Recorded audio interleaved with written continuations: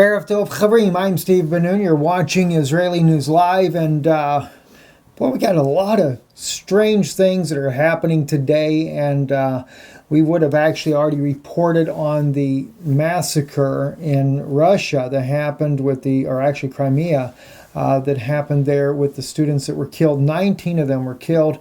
And a lot of them are comparing this to that of the Columbine high school shootings. It says very similar to those type shootings there. But you know, friends, I'm going to tell you something. Crimea is a target right now by no doubt the CIA, deep state, and it is an objective that is on the U.S. radar to take this area back. And I know full well. In fact, the conference that I'll be speaking at here in December in Kansas City, Kansas, you want to check that out on our website, israelinewslive.org, or conference.israelinewslive.org. Don't forget, Israeli is with an I at the end of Israeli. But anyway, I spent time in D.C. a number of years ago with a Secret Service agent of Obama's, and he shared with me how the U.S. government was using the skull-to-brain technology and claimed that the U.S. government did this in Tunisia, where the man that set his cell phone on fire that began the Arab Spring. He also spoke about the man that set his cell phone on fire in front of the National Mall in D.C. was also part of that technology being used. And I have believed that even in the case of the shooting in Florida, in Orlando, that the young man that claimed that he was hearing voices in his head was also a victim of skull-to-brain technology that is certainly a deep state technology, covert op, black op, whatever you want to call it, that is used by the government when they want to bring about certain type of end there. So could it be that this young man that is photographed right here on your screen could have been victim of this, and this part of being what is going on, a black op operation, skull-to-brain technology? And I know that's pretty wild to make that statement, but we keep having odd things happen here in America. And not only that, though, you also have, in the case of Orlando, there's more than one shooter alleged by students in fact, we've actually spoken to one of those students there, a little bit fearful about coming on, but has talked about wanting to share more about what happened here in the U.S. So I'm looking at the situation here. I'm just kind of watching, waiting, going to lay low on this one here, see how it comes out through the investigation of Russia. Is Russia just going to pass this off as, well, just a student that went crazy, took 19 lives? It could be, and I don't want to belittle that possibility either. I just want to keep you aware that there is a possibility that there is more sinister situation at work there in the country, especially Crimea. I'm expecting more and more to see unrest take place in this part of the world because there is a major move for war in Ukraine as well as Crimea. Looking at other issues as well, Istanbul, the journalist, Mr. Jamal Khashoggi, who was murdered there in the consulate office in Turkey. This is a very interesting thing there. The New York Times is reporting that the Turkish officials are saying they have audio recordings here stating that that they know that the Saudi journalist was his fingers were cut off first. Is that what they say, I believe, in here? Said his killers were waiting when Jamal Khashoggi walked into the Saudi consulate in Istanbul 2 weeks ago. They severed his fingers and later beheaded and dismembered him. But oddly enough, this is what gets me, guys. Oddly enough, listen to this right here. Just this little bit of a clip. I want you to hear a little bit of this right here. Right, we were just watching video of Mike Pompeo meeting with the Crown Prince, smiling, shaking hands. Nader, what kind of message does that send when the U.S. is still saying we're taking a wait-and-see approach? We don't know what's the real truth on either side. Well, it confirms the worst suspicions of critics of the Trump administration, that the Trump administration is once again allied with a repressive regime. We have North Korea, we have Putin, and now the Trump administration is really acting as a lawyer for the Saudi royal family. I thought that was an interesting way to put it. They're acting more as a lawyer for the Saudi royal family. Mike Pompeo, though, of course, he did go over there, and I'm just bothered by this because there is no end to the war on terror, as they call it. This is, of course, something that anybody that knows anything about Menachem Begin, I actually have a little correction to be standing when it comes to Menachem Begin. I never could find his connections to the Vatican, but I did find out very sadly, and it's actually in the very book I've been reading on here, The Holocaust Victims Accused here, that is written by a very prominent rabbi from the Holocaust there. He shows that Menachem Begin and the Erdogan gang there, just like the Stern gang, were just a bunch of thugs to begin with. And Menachem Begin, he may have not had the close connections with the Vatican like Moshe Sharit or Ben Gurion, the first two prime ministers of Israel, but he claimed to be, when he was questioned, I forget, I think it was 1979, when they said, you're like the father of terrorism. He's of the Middle East, is what they said. And he said, no, I'm the father of terrorism of the world. Well, the terrorism just doesn't stop. And in fact, tomorrow, right around 12:30, could be as late as 1 p.m., we will be live on the air with a very special guest. Not going to say who it is as of yet. But we got a special guest here. We're going to be talking about terrorism and just how that is affecting the entire globe right now, the Middle East, how it got started, things of that nature there, who's behind it all. And, of course, it doesn't look good. And getting back to the whole thing about Saudi Arabia here, we're looking at Yemen. And Yemen has become a catastrophe for humanitarian purposes. I can't help but think, when I think about Yemen, you go back to the Holocaust, we think of all the children that were dying in the Holocaust. I mean, I have family members from my mother and my father's side that died in the Holocaust. And sadly enough, this is what really gets me too, when I watch the Israeli leadership today say that they're there to protect the Israeli citizens. And I'm thinking to myself, wait a minute, what about the Holocaust? What about the millions of Jews that died in the Holocaust? And I know that there's this big conspiracy about the numbers. Keep in mind, guys, I don't say specifically it was 6 million. It could have been 5 million. It could have been 4,325,000. Who knows the exact number? But the point is, I have family records, over 1,000 records on my mother's side that died in the Holocaust. All right, not counting my father's side whatsoever, just my mother's side. All right, but the thing is, though, the Zionist leaders like Moshe Sharit, Ben Gurion, Mr. Kastner, and others, Menachem Begin, these guys were turning their backs on their own people. They were doing the collaboration with the Nazis at that time, and to make sure that no one dare put sanctions on Germany, because after all, we want to get the wealth into the state of Israel, create the state of Israel, and we'll do it at the cost of the lives of the Jews that we don't want in our country. So when they go to talk about caring about the lives of the Israelis in Israel, I question that.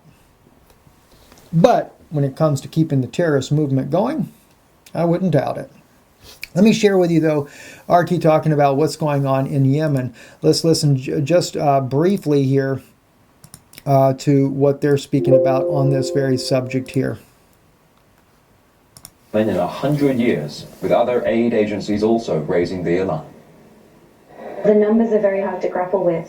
13 million people on the brink of famine is one that should be compared to the entire populations of countries. There are almost 18 million people that are food insecure. That means that 6 out of 10 Yemenis cannot feed themselves or feed their families. Parents don't know when they send their children to school whether they'll come home or whether the bombs will hit the school. Almost every aspect of the daily life has been affected by the conflict, whether it's access to fuel, clean water, health facilities. I met some children recently with open wounds on their legs that they can't afford to treat. 22 million are in need of some sort of aid. That's almost 80% of the population. This is a crisis that is entirely man-made and could have been avoided and could indeed be avoided if we I couldn't agree with that young lady even no more at all. It is entirely man-made, and it has been because it's what helps the economy grow. You know, I really wonder, do we sleep very well at night here in America to know that Trump kept and somehow is going to manage to save that multi-billion-dollar buy of weapons for the Saudi government? They'll come up with some kind of excuse to make sure. Mr. Jamal, he died. It was a tragic thing, but it wasn't the Saudi government that did it.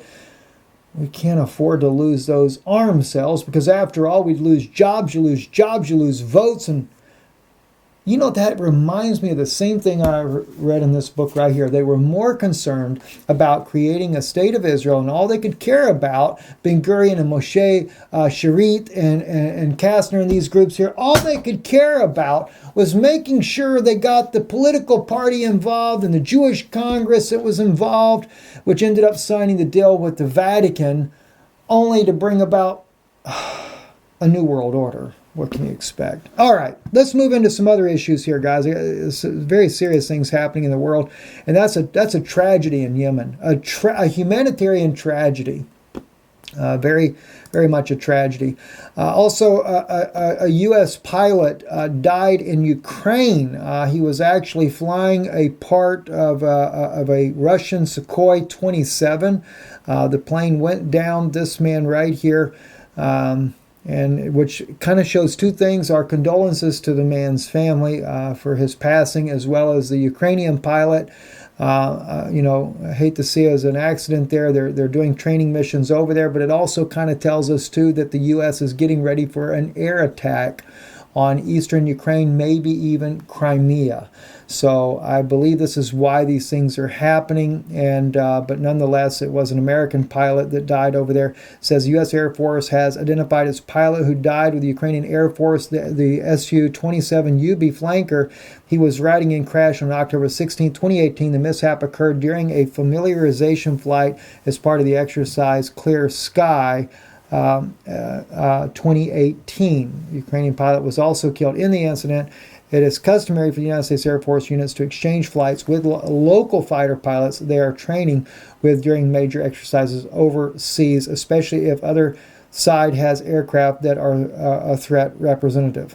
So anyway, our condolences to the family, the loss of pilot, but at the same time, it's kind of got my attention to what could the near days there.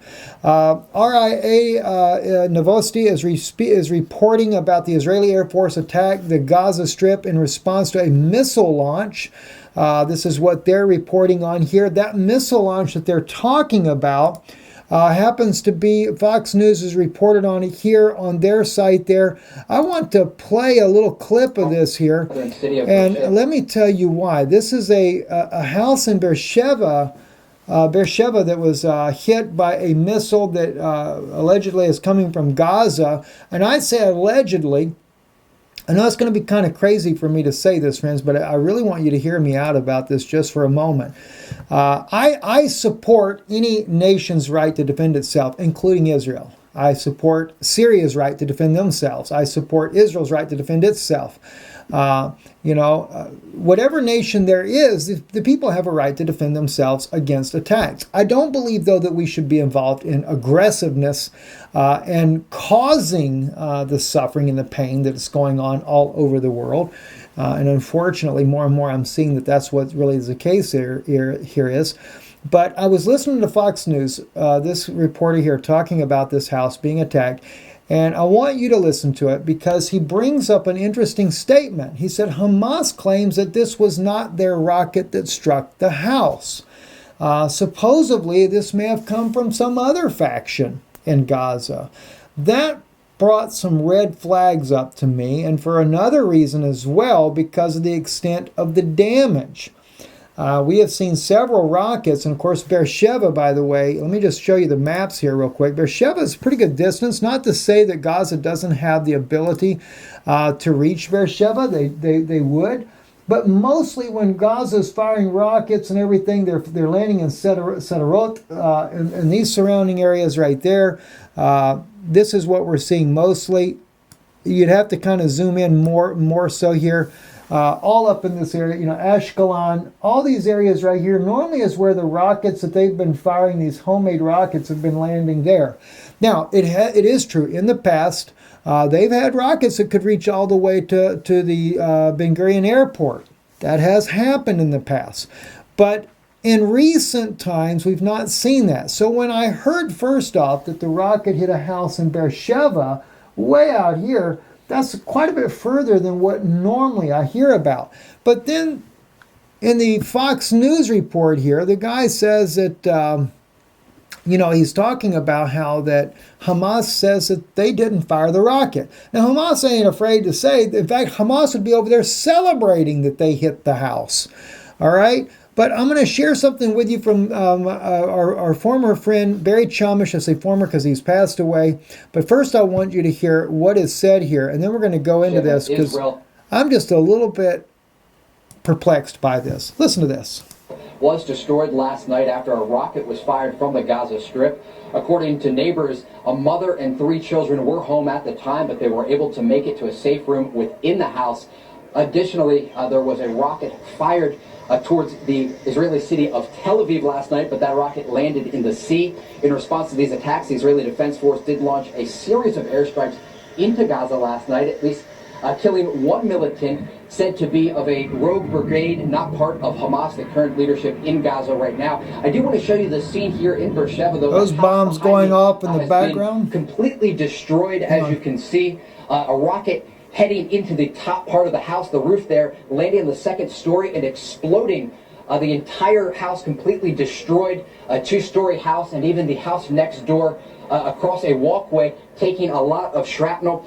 Now, right now, there are conversations happening in Gaza with an Egyptian delegation trying to get a settlement deal between Hamas and the Israelis. Hamas has denied that they actually sent this rocket over, saying it was a different brigade from the Gaza Strip. And again, this week, Hamas has told Fox News that they are Now, maybe it is a different brigade from Gaza, so I don't want to belittle the fact that that could be the case.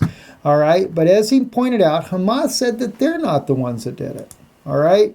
Now, this just really brought back to my mind what Barry Chumish said a good while back, and this was on Veterans Today, I believe is their website. Yeah, veteranstoday.com. I've already put this in the description below.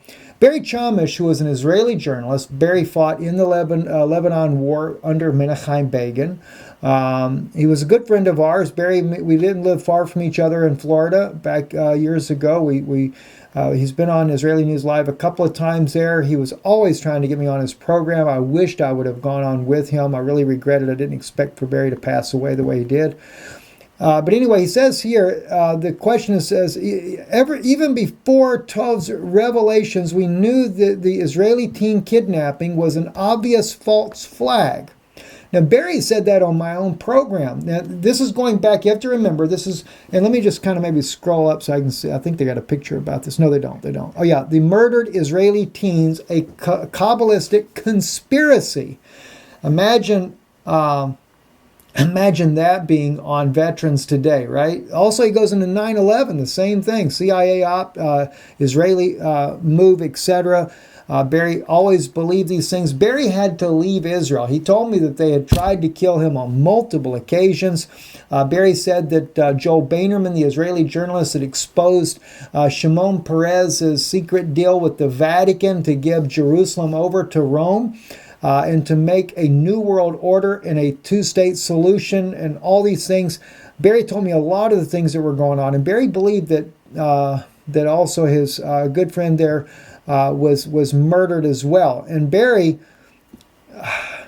he told me all the stories about what they were doing to him. Very, very troubling what happened to Barry. He spent so much time in the hospital after they kept sabotaging his car to try to kill him. He said, finally, Steve, I just had to get out of the country. But anyway, this is what he says here. This is what it says here. Even before Tov's revelation, we knew that the Israeli teen kidnapping was obviously a false flag.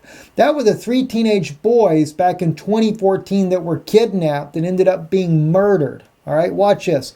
The chief Mossad, Tamir Pardo, actually called the event a week before it happened, predicting a cabinet meeting that 3 teens will be kidnapped. Whoa, what do you know? Sounds like 9/11, right? Jeez. Israeli investigative journalist Barry Chamish writes, there is absolutely no doubt in my mind that the police were told to hold back to provide enough time for the getaway. Just as much the phony war farce going on is choreographed as well.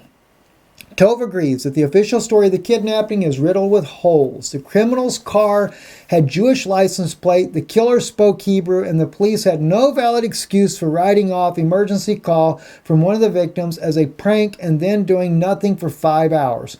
Most intriguing of all, Tove writes, the event contains the mark of a Psy-war operation, a psyop in other words. It created a powerful symbol that will not allow the victims to forget.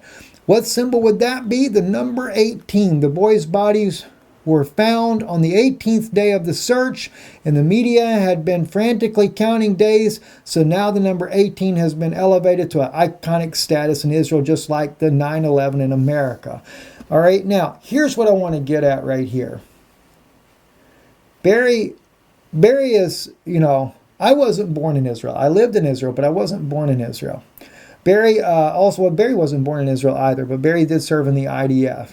He was an Israeli journalist. He went there when he was very young and was there most of his life. His family, his children, in fact, I think his wife and his children still live in Israel, as far as I know. Maybe not. I don't know for sure. But anyway, Barry always knew that there was a very sinister plot going on, and it really come down to the Zionists, because the Zionists have never been for the true Jewish people.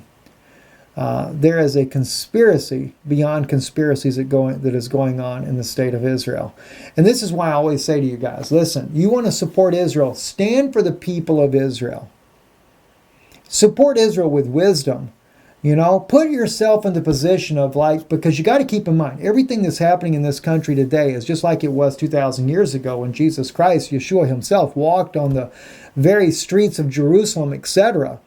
Yeshua was not over there blowing up the Syrians or telling the government to go over there and run with your swords and kill everybody in Syria. No, to the contrary, the Syrians were able to cross the Golan Heights and come down there to the Galilee, and he was healing every one of them. Right? But there was a Sanhedrin, just like we have restored today, the Sanhedrin. There was a Roman authority, just like we have today. The Vatican has a tremendous power and influence in the country. And we had what you would call a Zionist element in the nation that was very busy about making sure that we had close ties with Rome, etc. Those type things there going on.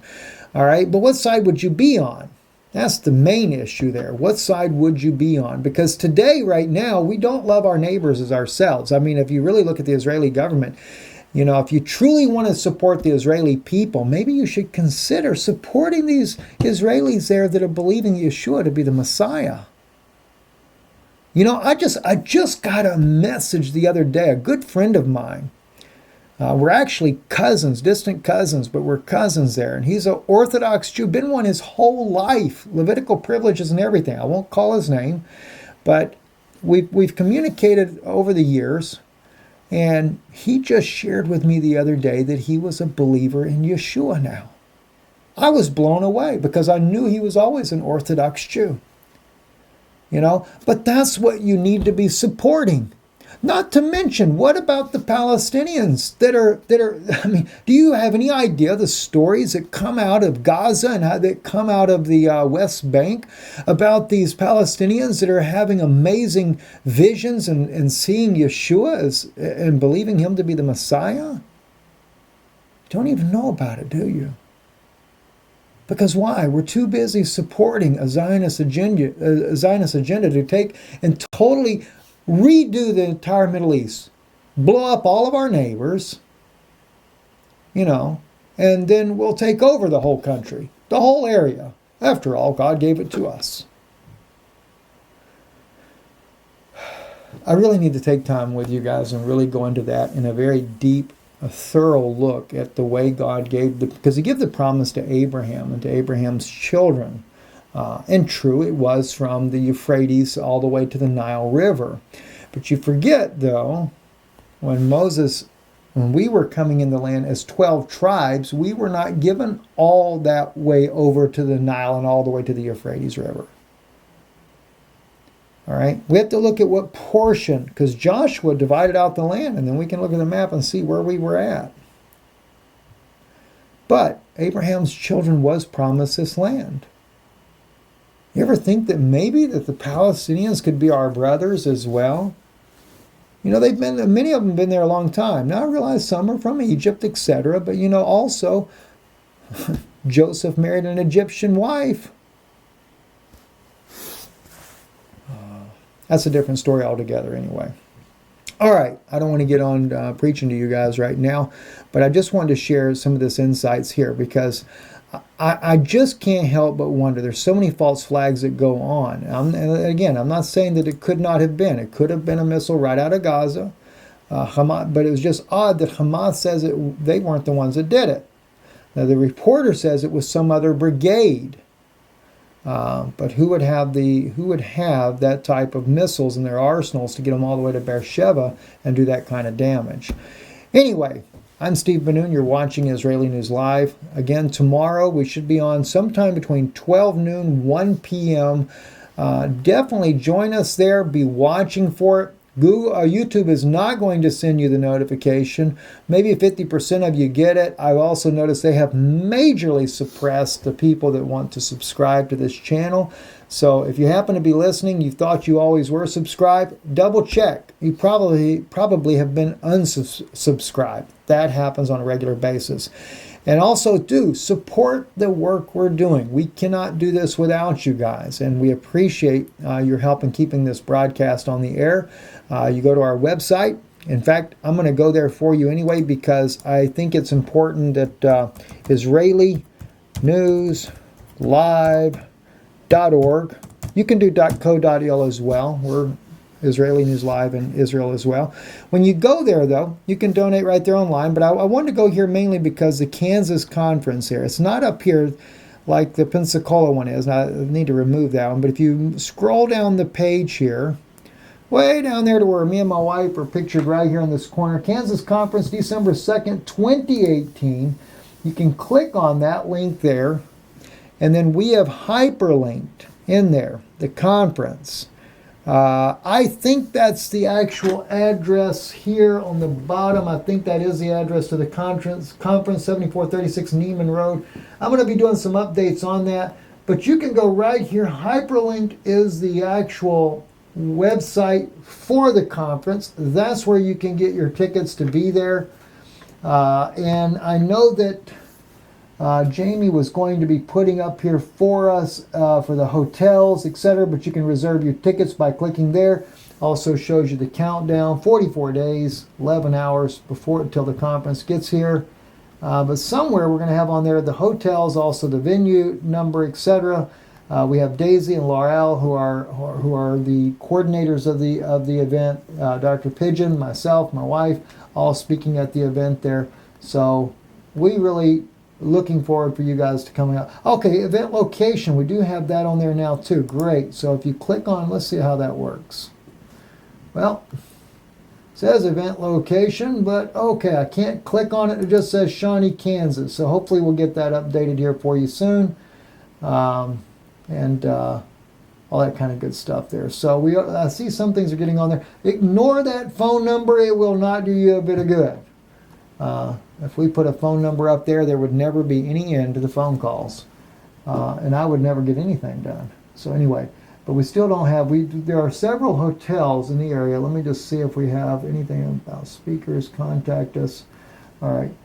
Nothing as of yet up there. So I'll try to at least put it on our website itself so that we have that information in there for you as well.